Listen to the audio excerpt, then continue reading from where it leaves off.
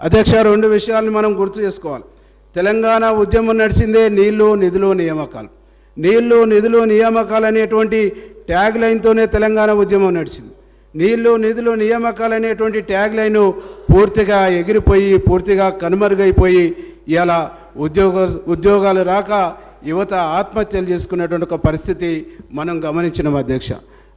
మనం చూసుకుంటే ఏ ఉస్మానియా యూనివర్సిటీ అయితే ఉద్యమానికి ఊపిరిలూదిందో, ఏ ఉస్మానియా యూనివర్సిటీ ఉద్యమానికి వాయుపట్టు అయిందో, ఆ ఉస్మానియా యూనివర్సిటీలో 1200 పోస్టులు ఉండవలసి ఉండి కనీసం 40% కూడా లేని పరిస్థితుల్లో ఉద్యోగ నియామకాలు చేపట్టినటువంటి ఒక దయనీయమైనటువంటి ఒక పరిస్థితి ఉంది అధ్యక్ష.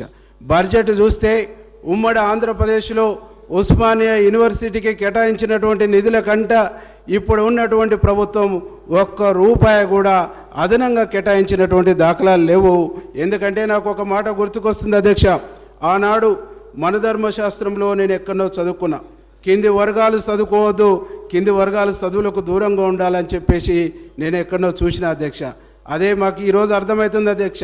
తెచ్చుకున్న 10 సంవత్సరాల ప్రభుత్వంలో తెలంగాణలో వచ్చినటువంటి ప్రభుత్వంలో 10 సంవత్సరాలుగా ఎస్సీ ఎస్టీ బీసీలు చదువుకుంటున్నటువంటి కళాశాలల్ని యూనివర్సిటీల్ని నిర్వీర్యం చేసిరు, వీరిని చదువుకు దూరం చేసిరు అనేటువంటి విషయాన్ని ఈ సందర్భంగా నేను గుర్తు చేస్తున్నా అధ్యక్ష. ఇది దుర్మార్గం కాదా, ఇది మోసం కాదా, ఇది దగా కాదా అని చెప్పేసి ఈ సందర్భంగా నేను గుర్తు చేస్తూ ఉన్నది అధ్యక్ష. ఇవన్నీ కూడా నేను మాట్లాడుతున్నటువంటి మాటలు కాదు అధ్యక్ష, ఇవన్నీ కూడా పేపర్లలో వచ్చినాయి అధ్యక్ష. ఇవన్నీ కూడా సమాజం చూసింది అధ్యక్ష, సమాజం మాట్లాడుతుంది అధ్యక్ష. అభివృద్ధి అభివృద్ధి అభివృద్ధి అని చెప్పేసి అంటారు అధ్యక్ష. సంక్షేమం అంటారు అధ్యక్ష. సంక్షేమం అని చెప్పేసి పదే మాట్లాడుతున్నారు అధ్యక్ష.